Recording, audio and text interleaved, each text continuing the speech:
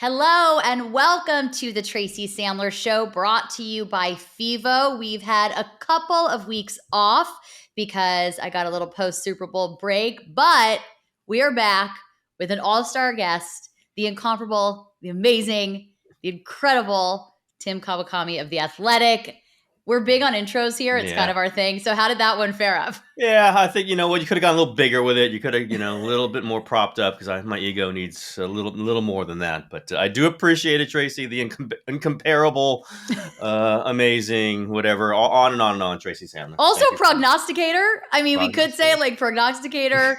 We'll see what happens today. I get in trouble with those sometimes, though, Tracy. But let's see what happens today because you may end up being fully psychic. I mean, there's like a lot of things. For those of you who have missed it, Tim Kawakami had said that by the end of the month, the Niners would trade quarterback Jimmy Garoppolo. It is February 28th. I know, Tim, you felt that maybe the end of the month was a little soon. Yeah. Can I admit something to you that I have not previously? I kind of misread. I thought we're more more towards mid-February when I wrote that, thinking there were a couple weeks, and I wrote it and I tweeted, and people were like, Kawakami says by end of next week they're going to try. Like, whoa, did I say that? And I went, oh yeah, the calendar does say that I said that. You know how it gets. We lose track of what day it is, right? We lose track of where we are in the month, so I might have recalibrated that even within the column if I had actually looked at the calendar. But okay, let's just be sensible. At the combine, that's where they have meetings. That's where they have talks. That's where the 49ers almost once traded Jim Harbaugh at the combine years ago. So, and I have since heard, let's just put it this way, from people who would know that it's, the conversations are going to get serious this week. Now, if they don't get serious this week, if the 49ers don't get an offer, don't get into a conversation that they think is great, it could take longer than this. But for every practical matter, I think they want this taken care of. Certainly Jimmy Garoppolo wants this taken care of. And you would imagine if you're a team and you're kind of, trying to figure out where you want to be with a quarterback, you want to take care. Look at the previous quarterback trades, other than Darnold, which was right at the draft, and Darnold is not in this category, but the Matt Stafford deal very early a year ago, January of a year ago. Carson Wentz, also a January trade last year. When you're setting your team up, you kind of want to know who the quarterback is before you go into free agency. Okay, here's how we're planning. You don't want to get the quarterback with, in the context of why you're getting that doesn't make sense. So that was the gist of what I was predicting. I just miscalculated where I was in what time the calendar, but I'll still go with that. The feeling of it was it's more important to be faster than to try to, squeeze every last piece of value you can out of Jimmy Garoppolo. And I don't know that would work anyway. I think they will establish a value for him very quickly, and then they make the move or they don't make the move. And, I would guess something is done by the end of this week, or else it could take a lot longer than that. And it does behoove everybody for them to get it done much faster than it would be to just go into March, go into free agency, go into all. It gets too complicated. Figure out what the value is, and if you've got to take less than you think that you want, then you have to do that, because I don't know that waiting is going to get them much more. No, I don't think so either. And I will say, in fairness to you, if it were any other month, you would have been right. It's just that February. You'd have 2 to 3 more days. I might have looked at it's February, 18th. Of course, it's 2 more weeks left until no, it's 10 days. So, but it's a weird month. I think we all. I forget that. Thank you, Tracy. Thank you, Tracy. Welcome. As always, thank you. Here to help. But I do think. Just you can imagine my shock when I'm thinking it's 2 weeks, and then everyone's tweeting out, Kawakami says in a week. It's like, what the hell? How did that happen? But I'll take it. I accept it. I'll just go with the logic over the actual wording of what I said. It's going to happen faster than it's going to, then. March 20th. What are the 49ers going to do with Jimmy Garoppolo? I think that would be a problem for everybody. Nobody wants that. And you're right. They're not going to get more value out of him by waiting, 2 more weeks. The value is going to be what it's going to be. And I would almost think they're going to have more value out of him by doing it sooner rather than later. Some ways. I mean, that's what happened with Alex Smith trade. When 49ers traded him to Kansas City, the Chiefs really wanted him. They just said, okay, we got to do it now. Boom, boom. It was that was a January trade. That was certainly before the combine. Here's what it is: a 2 and a conditional 2. Boom. If a team really wants Jimmy Garoppolo, they're going to be able to make the deal now. Again, what the exact terms are going to be, I've been hardline on this. I said there was no way they're getting a first round pick for him. I am pretty confident in that one. And I don't think it's going to be a second round pick. It's certainly not a second round pick this year. It's just not the shape of the way these trades happen. And I took a lot of heat for that. That's fine. I take heat, but I think the value is a mid round pick plus another mid round pick. I really do. And I've gotten some pushback from, let's say, important people on that since I wrote that, which is fine. They might think they can get more, but I don't know that that's what I think. If they could have, they would have already gotten it, because somebody would have said, we got to have this guy. We need to start our offseason by trading for Jimmy Garoppolo. What's it going to take? And that did not happen. Clearly has not happened yet. True, because it's not exactly a secret that they were going to be trading I wouldn't think so. for Jimmy Garoppolo. I think that was pretty clear on March 25th of 2021 that they would be trading for Jimmy Garoppolo. So you still have these little, Adam Schefter, there's no lock, and you hear other things. I heard Greg Papa talking about a little this morning. They still that's negotiation talk. It would be Tracy, it would be crazy to have Jimmy Garoppolo and Trey Lance back on the team next season. It would be crazy. Every day would be I'm not saying they're problematic guys. They both did last year very well together in a tough situation. Can you imagine trying to do that for two years? No, it would be terrible for everybody. It would be terrible for the team. It would be terrible for Jimmy Garoppolo. And I do think the 49ers have more respect for Jimmy Garoppolo than that. And I think it's just bad for everyone involved. It worked 1 year.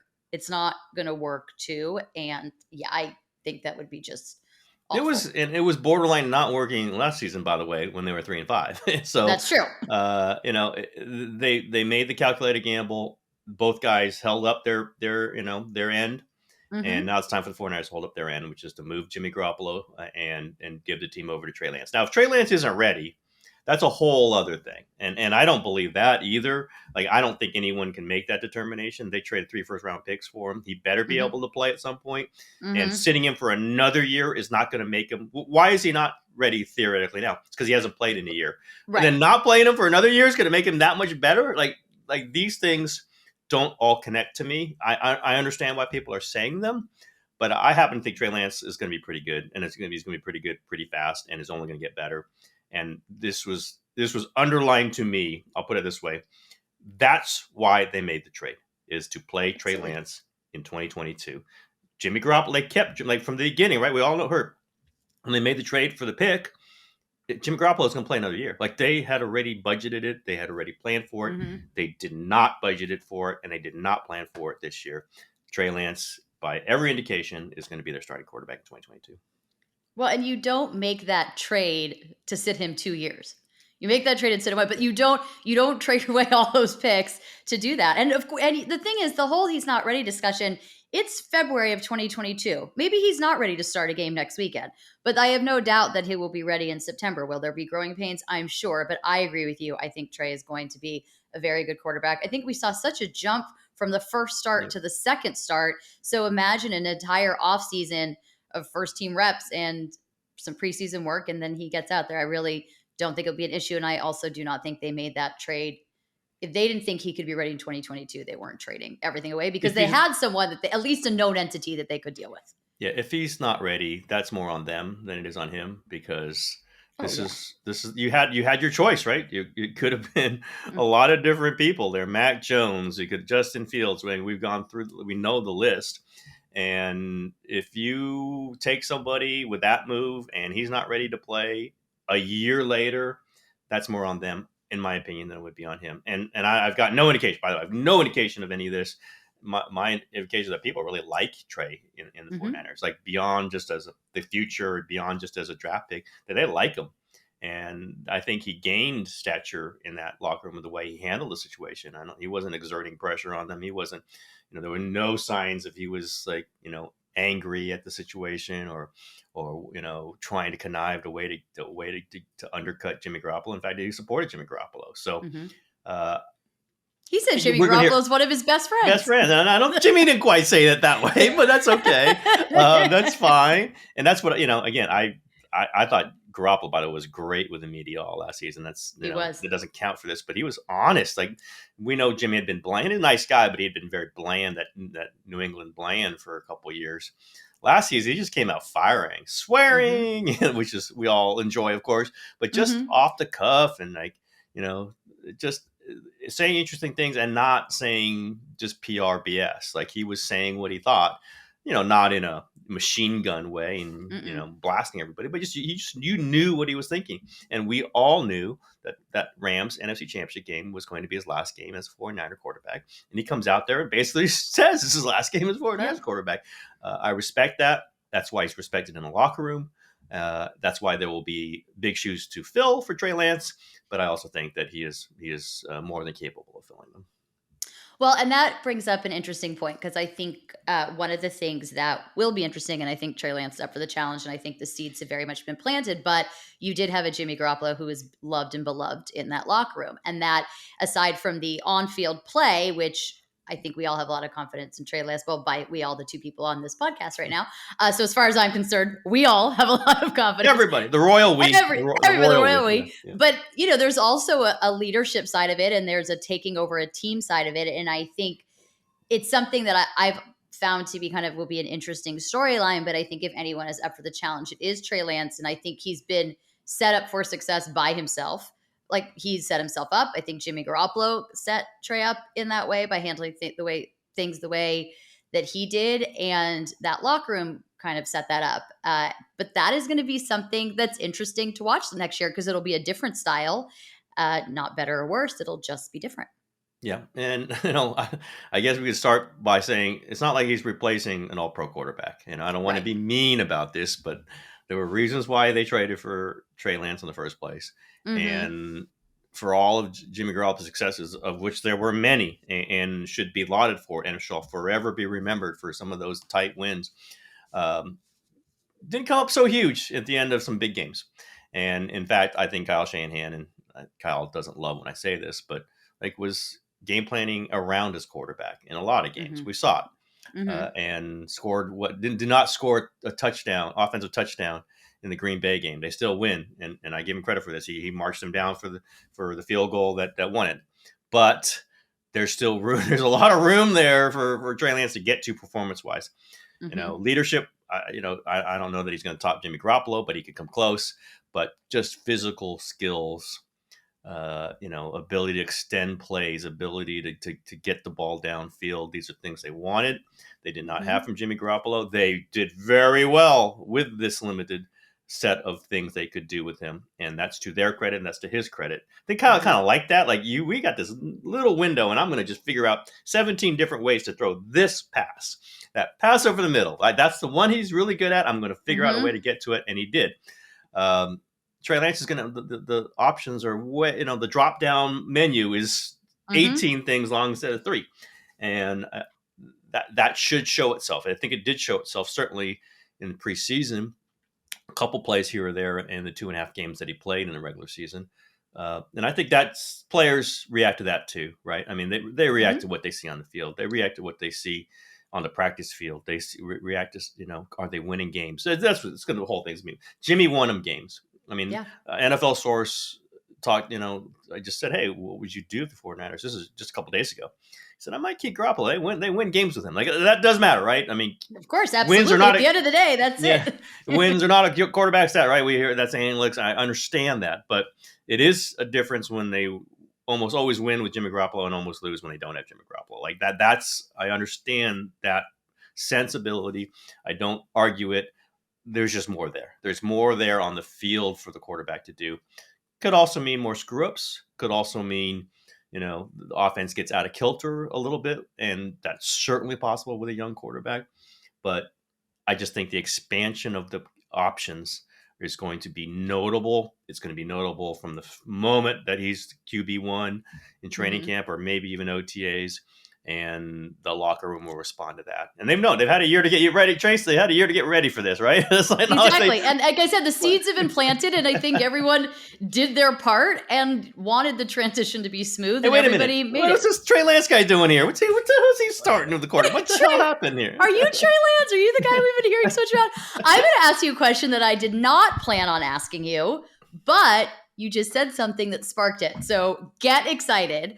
But you just said, obviously, you think Kyle maybe liked it a little bit. Like, what can I do with this limited, all the things? My ability to talk seems to be off right now. But Do you think Kyle does not get enough credit as a coach for doing what he did? And this is no knock on Jimmy Garoppolo, who I have the utmost respect for, who I do think is a very good quarterback, but for getting to the 49ers to where they were with a somewhat limited quarterback, especially these last several games, a limited quarterback who was also hurt.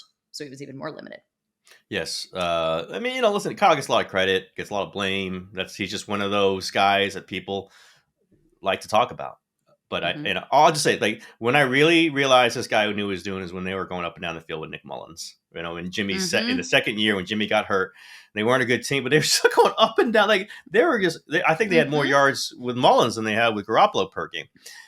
Clearly, an under-talented quarterback, but that system was just getting them down the field.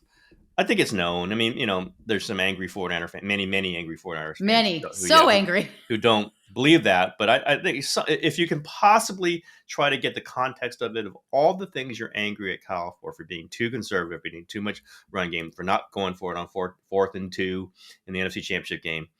And you understand, he had a quarterback who was limited, like physically limited, and in that game, like injury limited. And there was going to be some things he did to try to protect that quarterback, to try to protect his offense, to try to not protect his defense more than anything. And another thing that I believe that Shanahan is valuable is an offensive-minded coach who thinks defense. I've been around a lot of offensive coordinators who promoted to head coach, and they just don't get the defense. They don't understand the defense, and they are not respected by the defense. Kyle is respected by the defense because he thinks defense. Well, what does he think the most important position on the field is? Defensive line. It's like, absolutely. It's not even close. I mean, they keep drafting defensive linemen. He took the team in part because the defensive linemen. I think they're going to draft another one. I think that would be very, very, very, very, very, very probable. And maybe not just one. Maybe not. This is just so. I have one in mind, but yeah, he is not just one. I got 2 on your team that they're not gonna be able to get. But that's like a pipe dream. But I have one that's more of a possibility in mind. But he was protecting his team. He was saying we can win games just by playing defense and run the ball and maybe block a punt and recover it for a touchdown in the snow, like those things. And with a quarterback, he didn't game plan that way with Matt Ryan, and sure as hell not when the number one offense in football, one of the most explosive offenses in the recent history of football. So just think about, okay, now we'll see rookie first year quarterback, but the skill set is there. Do things open up? I thought he could have used Trey Lance more on 3rd and 4th and short than he did this season. He just decided not to. I understand. I asked him about it many times. I think they could have used him on 3rd and short and 4th and short in the NFC Championship game. Kyle was just not going to do it. He just not think it was the right thing. That's fine. It's his team. He knows a hell of a lot more than I will ever know. I think they left an open opportunity there to get Trey Lance interesting snaps and possibly be the edge in games. And people are all over me for predicting that it could happen in playoffs a couple times. Now I was being told that Trey's. I think I've even said this to you. Like I was being told, like it's on the table. It doesn't mean it's going to happen. It's still up to Kyle, his gut, his job, whatever. That's who he is. He's got to decide this. But it was in the conversation, and there were some people who were pretty intrigued by it, not named Kyle Shanahan. That's fine. Who's like, wouldn't it be terrible that, okay, we score a touchdown and go 2-point conversion with Trey Lance out in the field? And if that leads to Trey Lance on the field for 3rd and 3, and that leads to Trey Lance on the field, 4th and 1, I would have been interested. It could have screwed up everything, granted, and it's easy for me to say, but the expansion of what they can do, I thought they could have done a little bit this season. I think we will see it next season. There's just extra things that they could put in there, run all the same stuff, run all the zone blocking system, all those things. And Barros is big on this, and I've come more to his opinion, more power. Aaron Banks is a power play. When he was drafted, what are you doing with this guy? He's not zone blocking at all. He's power. Now, I don't know. He might not be either from some of the things. Yeah. Time will tell if he ends up being anything at all. No disrespect. But if you move him in there and you just start running power, I think Notre Dame power, he might be a little bit more into that. So we'll see. And Trey is a big dude, right? And we know he's a big dude. He did not run like a fast guy last season. No. He ran like a fullback. He ran. Now, he didn't run through people. You could tell a couple of linebackers where he really didn't run through them. But I think he's kind of a power guy. He's a kind of get a lower shoulder and bust in there. Got to stay healthy, obviously. With the Garoppolo, they got to learn how to slide. But Yes. like I do think there's going to be different things in this offense, and I think Shanahan is going to, well, however much he loved game planning for Jimmy because he knew Jimmy was going to get him out of a bad play, get him in a good one. Figure out which side of the field he's got to throw to. He might have thrown to the wrong team sometimes, but figure out what side of the field he's got to throw to. And I'm sure I don't think he's sure about what he's going to get out of Lance, nor could he be. It's hadn't played, but I just think the expansion of the offense is going to be very interesting, and it will look different. And some of the criticisms that 49er fans have over Kyle's conservative game plan might be alleviated, might not. But again, and as I've written, there's reasons why he tried to avoid turnovers. Avoiding turnovers is good. They usually win when they avoid turnovers. They play to the defense. Play, you don't want to play like your defense is terrible, and you've got to score every second. You want your defense to be good and play to them. And in many ways, that's what Shanahan's done. We shall see how it expands or stays the same or retracts with Trey Lance, but I think it's going to expand on a lot of things that we've seen. Oh, I think so for sure. And I think we're going to see a true Kyle Shanahan playbook.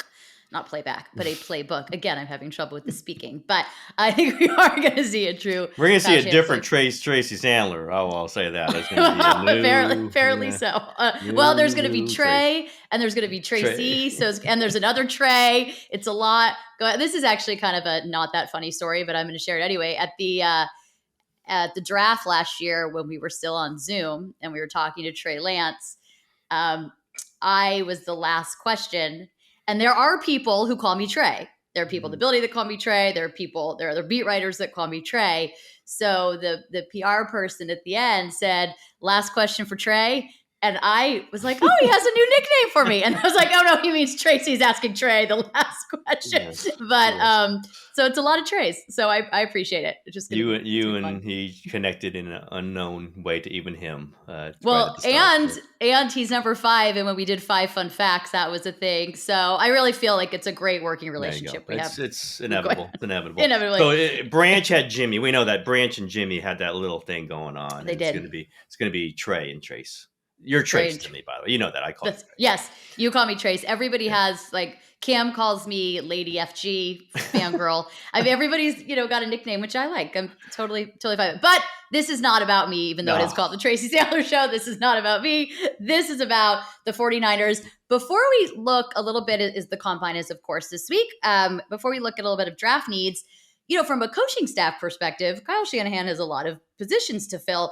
Is this the greatest? I hate to use this word because it feels very dramatic, but it is a little bit the most adversity in that area. Not that anything was dramatic, but that is a big deal and sometimes not taken into account as much. But he's going to have a lot of new faces on that coaching staff. Biggest transition for him for sure, especially at his thing, offense, right? I mean, he's kept most or all of his offensive guys for all these years. You don't normally have that go on forever. This is not going on forever. And they've switched some defensive stuff, obviously leaving Salah and getting D'Amico in there. And they've rotated through a couple of defensive backs coaches. Now I'm just thinking of it and here and there. And they did not start with Kasarik. They brought in Kasarik. So like there's been some stuff there. Offense had remained. They lost LaFleur before last year, going with Salah, but he always had McDaniel there with him. So this is going to be different. This is going to be, he's going to have to make some much more adjustments that way to the meetings, to the game planning, to just what he's hearing in his headphones, as he's calling plays. We know he picks the plays, but people chime in. McDaniel, I'm sure, was his go-to guy for runs, right? Like, what are we going to do here? And McDaniel could give him a list of options that he was very confident in.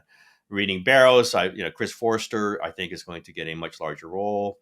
Known for some other things around the league, but I think is a really sharp guy and is connected to Kyle. Has been with Kyle a few times. Is he Mike McDaniel? I don't know. We'll have to see. I'm pretty confident. Kyle's been pretty good. He gathered these guys around him in the first place in Washington, right? Yes, he did. McVay and Matt LaFleur, Mike LaFleur, like these guys have gravitated to him in the past. I can't imagine why they wouldn't. These younger generation wouldn't gravitate to him again. My God, you get a chance to work for Kyle Shanahan on offense, you're going to be a head coach at some point. Like This is what you have to think. And these guys are ambitious. These guys understand it's the McVay Shanahan thing. It seems to be who people are hiring now. I don't know. I've heard Bobby Slowick is a candidate to move up, or already has moved up. I don't know that Kyle's going to have an offensive coordinator. But remember, he didn't until last year in the first place, because he had the co-guys, LaFleur and McDaniel, so he wasn't going to have them both be OC. And then LaFleur goes, so McDaniel's OC, and that's how he gets those press conferences, and that's how he becomes semi-famous for that. And I don't think they have another guy ready for that. But I think, again, I would have thought we would have had more names by now, but I know Kyle takes a lot of time off. He spends it with his family right after the season. It was a long season. It was extended even. It was 17-game season. So maybe some things start to happen. I just have confidence in guys who attract, like Jim Harbaugh attracts good assistant coaches. I knew that. I knew that at Stanford. He attracts good assistant coaches. Once you have that track record, it almost never changes. You don't all of a sudden get bad at choosing assistant coaches.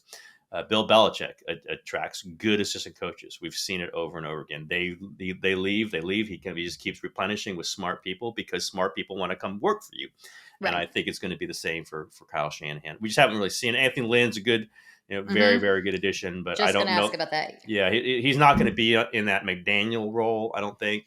I think he's much more in the Bobby Turner role, and also is just as a confidant for Kyle. You've been a head coach, share some of this responsibility of running a practice or talking to some of the guys, or Anthony Lynn's a leader. Anthony Lynn, I think Kyle is going to be his own offensive coordinator largely again. But we know Kyle; he could coach every position on the offense. That's Absolutely. Who he is.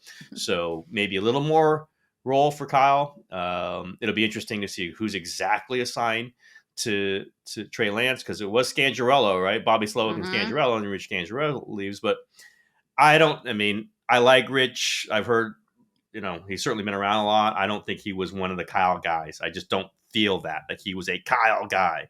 We'll see if they can come up with another one. Maybe it's somebody we don't know. Maybe it's somebody we haven't heard of. But it's a big drain, but I think on that side of the ball, Kyle can fill. I don't know if Kyle wants to do every job, but Kyle could do a lot. Like Belichick, oh my God, who's going to replace this person? Freaking Bill Belichick's going to replace this person. Yeah. This is how he does it. And then somebody rises to the moment, and then Belichick can move to something else. And I think there's some Belichick Kyle, not in personality, but there's some Belichick Kyle kind of correlation, and that's why they do like each other a lot. I think they think of it, and they're not BS guys. They're not out there doing every single podcast or every single TV show, but it's football. It's all football. Those two guys are football guys, and that attracts a level of coaching IQ that I think some other places might not. That makes a lot of sense. So here's my next one. Who's going to be QB2? Yeah, everything. Tyrod Taylor is just certainly. The Anthony Lynn relationship is very strong. Makes a lot of sense. Yeah, it makes so much sense. Not a runner per se, but either is Trey. Much more of just a mobility guy. I've heard only good things about Tyrod everywhere he's been. Coaches love him. Teammates love him. Wouldn't be threatening Trey Lance to be the starter, but certainly you would not be terrible if you had Tyrod Taylor that starts 4 games for you if Trey's hurt. I think I've heard Josh Johnson thrown out there. Not as, I don't think he's a QB2, but another guy who's, been in a lot of systems. Coaches love him. We know how much Harbaugh loved him. How many times they signed him? About 15 times under Harbaugh. Played college under Harbaugh at University of San Diego. And he was there under Shanahan too. Yes. Oh yeah. Oh, absolutely. He's a guy that smart coaches like you just see who signs him. Now, Josh has been through 14 different teams, so not every single one. But as I said, if Jim Harbaugh and Kyle Shanahan like you, you're probably a pretty good guy to have in a room. So again, there's other guys. Flacco is a guy they've been interested in the past, but that's a very different kind of quarterback than Trey Lance. So I'm not sure. I don't think they've got to duplicate Trey Lance. No. Sometimes I think that's a little overstressed, but I would say, you want a solid guy that you could say, hey, wait a minute, Trey's going to miss 5 games. He's been hurt twice already, by the way, as a rarely played rookie. I think he had 170 snaps and he got hurt twice. One of them was in training camp or preseason game, but still absolutely. Still counts. you do want somebody the season isn't thrown away if you play 4 games, and somebody better than Nick Mullins or CJ Beathard. And maybe we don't sleep on Nate Sudfeld. They yeah, we'll see about that one. But Colt McCoy walks in and beats the 49ers. Like, and I'm not saying Right. Colt McCoy is great. We all saw Colt McCoy when he was a 49ers backup. But like you need a guy like that. You have that amount of confidence. Like he could come in and beat the Cardinals, beat the Seahawks if you absolutely need him to win a game. And I would not put Nate Sudfeld in that category. Might be wrong, but I would not put him in that category. Tyrod Taylor, I think, just makes so much sense. And they'll start signing people March 16th, and we'll probably hear about it a little bit before that. 49ers starting quarterbacks have had a very difficult time beating the Seahawks. So perhaps the key is to have the second string quarterback beat the Seahawks. You know what? I think we solved it. So you're welcome, guys. Next year, 2-0 against the Seahawks. You are welcome. All right. So Tracy figured it out. I figured it out. You know what? We're problem solvers here at the Tracy Sandler Show, and I think we have gone and solved the Trey Sandler Show. The Trey Sandler Show. Just to further confuse things, it's now the Trey Sandler Show. All right, so it is Combine Week, and the Niners will obviously be taking a look at some prospects. They do not have a gazillion draft picks, but they got some. There's probably, as discussed earlier in the show, another one coming imminently. Even if it's not in February, but in early March in these next couple of days. Of course, I got the Jimmy Garoppolo trade. So what do you see as the greatest draft needs? I have a few people written down. I have a few ideas, but I always like to hear what the great Tim Kawakami Oh, yeah. Who doesn't? I would say. This is my second time having you on the show, so I really do like. My goodness, the ratings must be pretty good here. Pass rusher. I always think pass rusher. Defensive line. I mean, we were joking about it before, but it is hardly. I thought that they were going to take a pass rusher last year at 12, and it turns out they did something else in the draft in the first round that was other than that. But I think always with Lynch and Shanahan, you think pass rusher because it's so integral to what they do defensively. It's so important that they're valuing the way they look at the game is to have a pass rusher to wipe out the passing game if they can. They got Nick Bosa on one side. Can they? They spent a lot to bring out D Ford, and he was good for as long as he was healthy, and they've tried to stick with him, and he's just not been healthy, and I know they can't count on him. I know they're not counting on him. Ebukam, they've got some guys, but like it's not like they want two really good end rushers, and they got one. So, and you normally can't get those guys, with a 4th round pick. You normally have to spend a 1st or 2nd round pick to get them. I think their first pick is going to be a defensive lineman and preferably a pass rusher for them. Cornerback obviously is another one. Always. They've got Mosley and Ambry Thomas, but guys get hurt. Guys go in and out. Mosley's been hurt. Ambry Thomas played 3 good games. How much can you count on that? They got Lenore, but notice he got jumped very quickly and very resolutely by Ambry Thomas, and then Dante Johnson jumps over him. So. I think you could always use a cornerback. I don't know where that would be because I think we've heard the stories about when they were interviewing Shanahan and Lynch. They say interview them both. Clearly, it was Shanahan interviewing Lynch, but it's okay. Jed and Parag kind of wanted a bigger picture of what they were. And they asked them both to kind of where would you put your resources separately? Like you have these pieces, where would you put your resources? And they both loaded up on defensive line. They both believe in defensive line. We know how much they've done. They've drafted Kinlaw. They've drafted Solomon Thomas. They've done all these things. And traded DeForest Buckner, but they might want to go back on that one a little bit. I think defensive line, maybe 2 defensive linemen might be where they go. Let's see what happens with DJ Jones and free agency. Right. But I think they could use a premium level pass rusher to come on from the other side from Nick Bosa. And I think that is the most likely pick in the 2nd round. That's what I would say. Their top pick, defensive end, pass rusher / and they don't tend to like those, 220-pound pass rushers either. They like the 250, 270-pound pass rusher. That's what I'm looking. When I look around, I don't know if that's who you've circled, but that profile would be the kind of guy I think they'd be going for their first pick. I like Trayvon Walker out of Georgia. Okay. I think obviously he might not be there. Yeah, he may not be. Obviously, my number 1 pick is Aiden Hutchinson, but since we know that's not going to happen unless they do go ahead and trade half the team, everybody. For Aiden Hutchinson, which, I might support just out of bias. But I don't know. I think he may not be there. He may not be there, but that would be, if I were the 49ers, that would be kind of if I could make that happen. Yeah, and it's like I also saw him play against Michigan, and I was like, yeah, that guy, really good, really. They had a lot of good guys in that game, as I recall. A lot of good guys. But I remember that guy. I'm like, who wasn't good? Who wasn't good against Michigan in that game? Well, very few people. But I'm just saying that was a name that jumped out at me, where I was like, yeah, him, good at his job. Just throwing it out there. You can't ever have enough pass rushers. Never. And again, we've seen the Super Bowl. Or running backs. Or running backs, although you can get those guys in the 5th or 6th round. But yes, we just the Rams dominate the Super Bowl, or pull it out, win it with a pass rush. And the year before, Tampa Bay wipes out Patrick Mahomes with a pass rush. You don't always get your pass rush there. You can't always assume you're just going to destroy the other team, but you must have that in your roster for you to think you can go after a Super Bowl. And again, that's why Lynch and Shanahan have bonded. And I think they believe that's what got them the Super Bowl in 2019. They believe it was a strong part of how, listen, the 2 years of Bosa's been healthy. What have they done? They've gotten at least to the NFC Championship game. Yeah, and if you can build around that, which they clearly want to, then I just see that's their value. That's what they see when they look at a roster. What do you need? Okay, we got to have 2 pass rushers. And right now they got 1. Right now they've won. It'll be interesting to see that by the time of the draft, they'll have a much better idea of what happened. Well, they'll have a complete idea of what happened in free agency, but O-line could become a big thing. Should Alex Mack retire? Should they lose Lake and Tomlinson? Then all of a sudden, O-line becomes a big deal. And I don't think that you can underestimate how important it's going to be to have a very good center with essentially a rookie quarterback. It might be a second year, but essentially Trey Lance will be a rookie quarterback. So I think that becomes an extremely important position. But of course, we'll have free agency before that. So maybe they were a little gun shy because they did use a 2nd-round pick on a guard last year. And again, I think I even said this. Like I've heard, they were really disappointed with him. Really disappointed with Aaron Banks.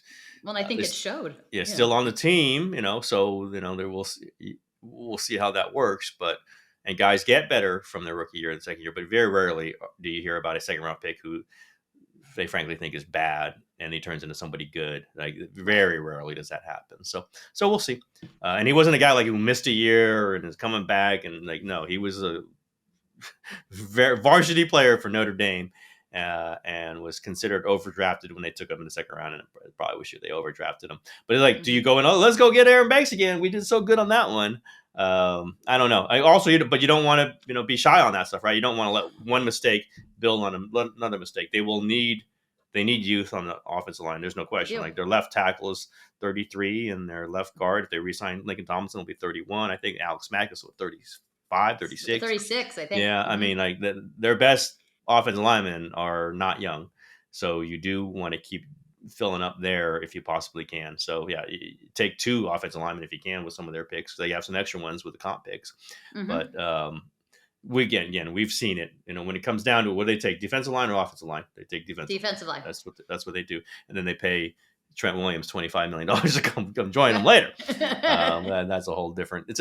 You can just see their approach. I mean, what we're saying is you see their tendencies, and their tendencies are to draft defense and then trying to build the offense, except for when they trade 3 number 1s for a quarterback, and that's a whole other thing. Well, but I guess you could make the argument that as important as your defensive linemen are, your quarterback's pretty important too. Might be more important, just slightly. Might be more important. Just might be more important. And you brought up something that I think is kind of an interesting point, just because we are going into draft season and nobody is going to listen to what I'm about to say because Twitter is going to be angry and upset and yelling. But just remember, what we were talking about Aaron Banks, the draft in so many ways, they probably did overdraft there, but in a lot of ways, it's a crapshoot. There are some players that are guaranteed to be great, and then a lot of the others, and you can't be shy. When you're saying they might be shy, do they want to get Aaron Banks again? But if they need youth on the offensive line, they need youth on the offensive line. They're not going to take him in the 2nd round, but that's their job. But basically this is a plea to Twitter to just maybe chill a little bit and let them do their draft. Specialty. Twitter's specialty is being chill and not second guessing. Let them do their draft, see how it all plays out. It's not all going to be perfect. We all know that you guys at home would have done a better job. Goes without saying, obviously, but that is my Twitter plea. But I just thought that was interesting when you said that about them being shy, because of course you would be, but at the end of the day, Your job is still to build a football team. So you got to have a short. Don't they always say this? You have to have a short memory in the NFL. You're going to make mistakes. You're going to make mistakes, and learn from them. Do better next time. And yeah, you're right. When I say that, I was like, yeah, this is not smart general managing, but it does, like, you do see that teams do, like, oh my God, we can't do that again. They need to draft a couple offensive linemen again. McKivitz, 5th round pick might not be bad. Like, they might have hit a couple in there, but I don't know that Aaron Banks is one of them. That's for sure. No, I don't think so. I think Aaron Banks may just turn out to be a complete. Yeah, the previous regime had missed on some guards, as we all know. So, it's drafting is that. I mean, the Ravens are the best drafting team in the league. There's no question about it, and they have misses too. Like, this happens. You can't just, as I always say, sure, there's some problems, but they've also drafted 4 potential Hall of Famers last 5 years. Yes, they have. And I don't know that anyone else can say that. And we'll see how Trey Lance is, whether he's a 5th or not. Mm-hmm. But like, what's your roster like? But you don't compare the drafts, you compare the rosters. The roster. And their rosters are very good, and potentially could be a lot better with Trey Lance takes it to another level. So not everyone's going to hit. It's an easy, it's not an excuse. You want to hit everyone you can. You get hit for the high picks you miss, but what does the roster look like at the end of it? And their rosters look pretty good for about 3 years now, and then they got injured, a lot of injuries 2 years ago, but like this is a very good roster, and they're all still pretty young. Of the top guys, but certainly Bosa, Warner, and Debo are all very young. I guess Kittle, Kittle's young. Trent Williams is not. I was just thinking Trent Williams for some reason. They didn't draft him, but he's not young. But like, these are great players. These are great players, and great players is how you win playoff games, and we've seen them win some playoff games. And a team that was 3-5 and ended up in the NFC Championship game. That says a lot about the guys that you've drafted in the roster you built.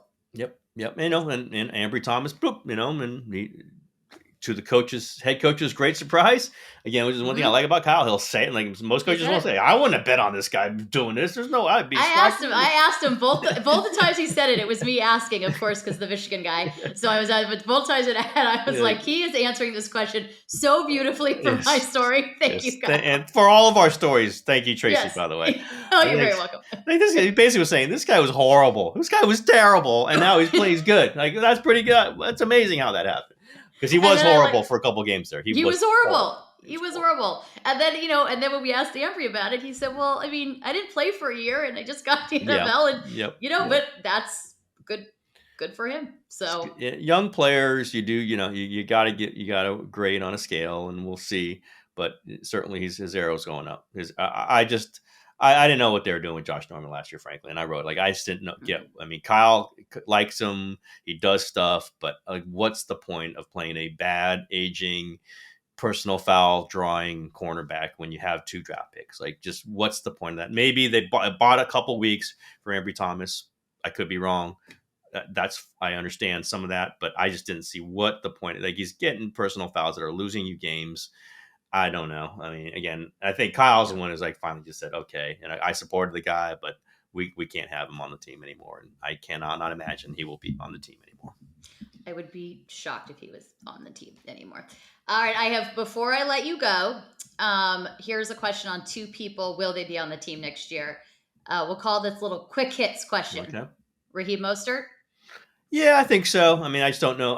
He's liked more by them than probably most other teams. He fits the scheme so well. No one's going to give a running back who missed most of the year with a knee injury a big contract, and he's had other injuries. So why not come back as a second running back behind Elijah Mitchell? Why not? I don't think they believe in Trey Sermon enough to say he's your RB2, and they play the RB2. Like, that's it's constantly you're gonna get yards, get carries. So why can't Mostert be RB2?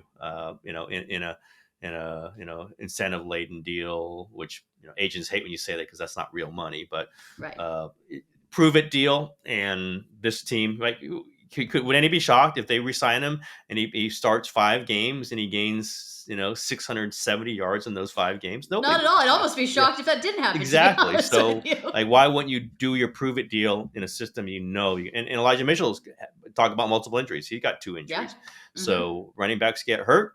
Raheem Mostert's got hurt. Why not just come back and be a guy you can plug in for 5 games? I think he's going back. Yeah. All right, I said 2 players, but I changed my mind. It's going to be 4. Well, But we'll be quick. Wow. But it'll be quick. It'll be quick. Okay. Jaquaski Tart? No, I don't think he's Agreed. back. In fact, I've kind of been told that I think they like him. He's a stand-up guy, but he gets hurt too much for them to be able to commit what will probably take in the free agent market to bring him back. And they've got Talanoa, Hufanga, and Tarvarius Moore. Like they've got guys. And they'll probably draft another safety.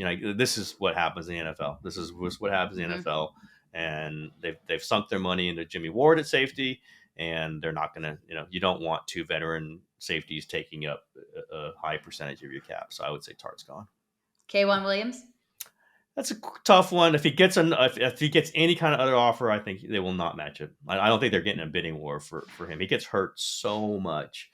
Yeah. And I think his coverage skills have dropped off. He's still great hitter.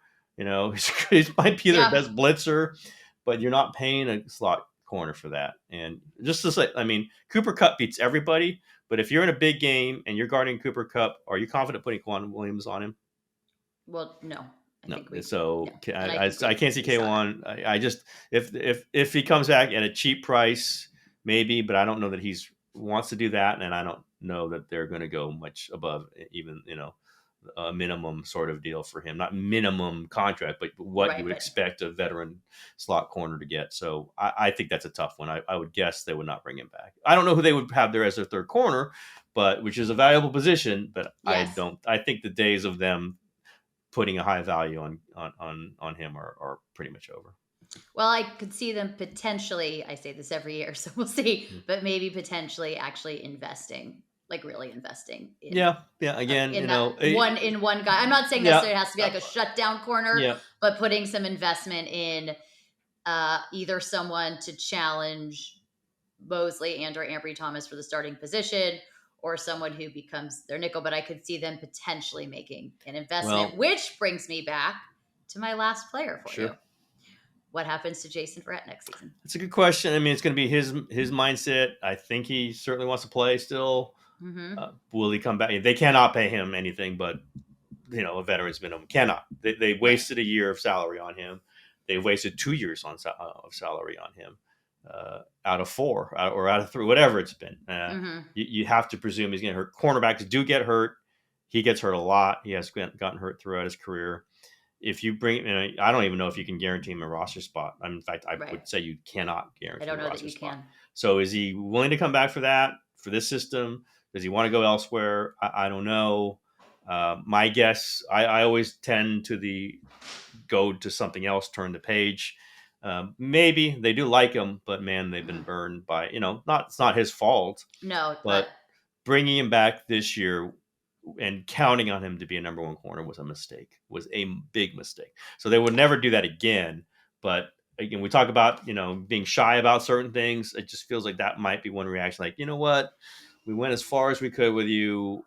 Why don't you, if you're going to play elsewhere? Now, if you're him, you have to play somewhere that has natural grass. Like, you cannot play on artificial surface. Cannot. But the 49ers play a bunch of games on artificial surface. So I don't know. I don't know how they can think that he would get through even, 4 or 5 or 6 games. It's just a tough position as he's, his body's had to endure. I would guess not. Again, another one of those, if he's willing to take a really discount price and he likes being around the 49ers, and we have seen players who like being around the 49ers, maybe. Mm-hmm. But man, I don't know how much you can line up your roster with guys like that. Like we saw what happened last year or 2 years ago. I just, at some point you can't do it, and you got to turn the page and just try to get somebody healthy who is going to be out there, and they cannot say that about Jason Verrett. Well, Tim, thank you so much for joining me today. I really appreciate it. It was fun as always. Great, Trace. Always appreciate being on, and we will see if you and Trey Lance can just get the Trace thing straightened out. That will be a big part of next season. It'll be a big storyline. For sure. Absolutely. Well, if you guys like what you heard, first of all, make sure to tune in on that forever. But if you like what you heard, and I know you did, please make sure to leave us a 5-star review. Follow us on Instagram at Fangirl Sports Network. We were brought to you today by Bet Online. And with that, I'll talk to everybody later this week. Bye, all.